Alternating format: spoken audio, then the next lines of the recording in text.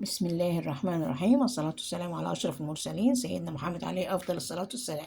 النهاردة هنعمل طريقة عمل القراقيش الجميلة الحلوة المقرمشة الناشفة.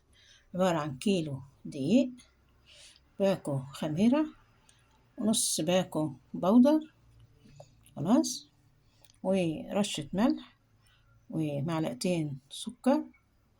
وللعجن بقى ادي كوباية مثلا ونص لبن، يعني تبدأي بالأول كوباية وربع، تضيفهم للعجين ودفيه كل لبن دافي.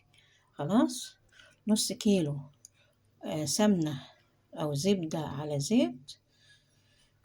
خلاص، عشان بقى انت الحاجة هتبقى ناشفة، فلازم نسخنوا السمنة شوية. خلاص، ونحمروا فيها السمسم، نحط السمسم على العجينة ونطشوا عليها السمنة.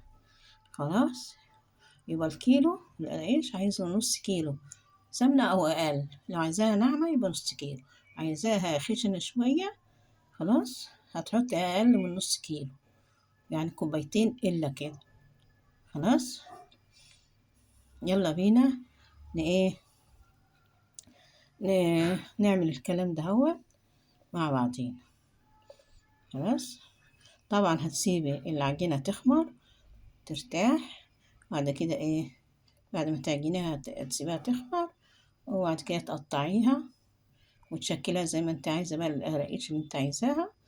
هتحشيها بقى بالعجوة، بالقرفة، بالملبن، اللي انت عايزاه. خلاص، يلا بينا نطبق الكلام ده. ادي رشة الملح. خلاص، ادي رشة السكر ومعلقتين السكر.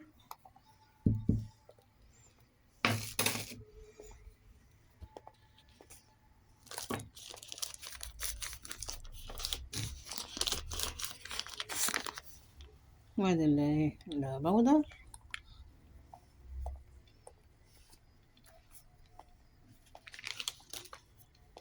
خلاص، وادي الخميرة.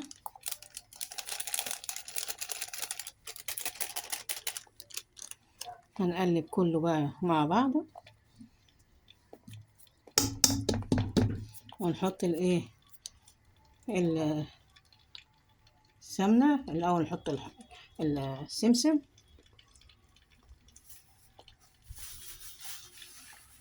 بعد ما قلبنا كويس قوي هنحط السمسم.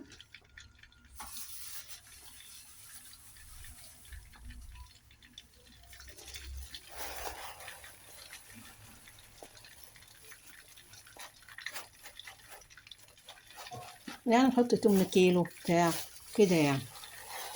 وحلو، السمسم مفيد جدا، يعني كالسيوم، فيه كالسيوم حلو قوي للعظام والأسنان والحاجات كلها، يعني اللي هو عنده نقص كالسيوم، يعني احنا كلنا معظمنا عندنا نقص كالسيوم. خلاص، بعد كده هنطش السمنة عليها.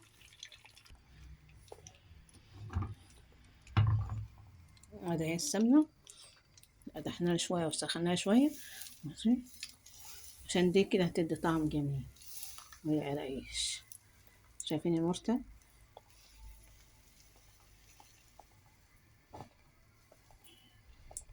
شايفين المرتة بتاعتها ولا الريحة جميل؟ هنقلبه بقى مع بعضه طبعا، واللبن يكون دافي برضه، ونعجنه.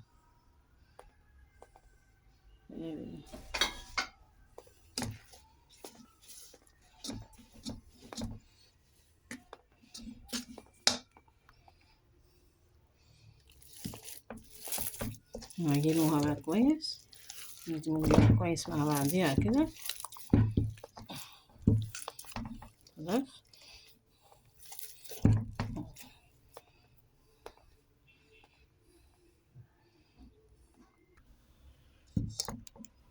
حلو، ادي كده. ناخد الحتة قطعة ونحط عليه العجوة، لو عايز تعملها بالعجوة، لو عايز تعملها سادة براحتك. اعملها عجوة رش عليها حبة ينسون كده عشان يدي طعم. وشوية برضو حبة هنعمل ايه، عجوة نحط عليها القرفة. خلاص، يعني ده مطلق مطلق الحرية زي ما انت عايزة يعني. اعملوها كده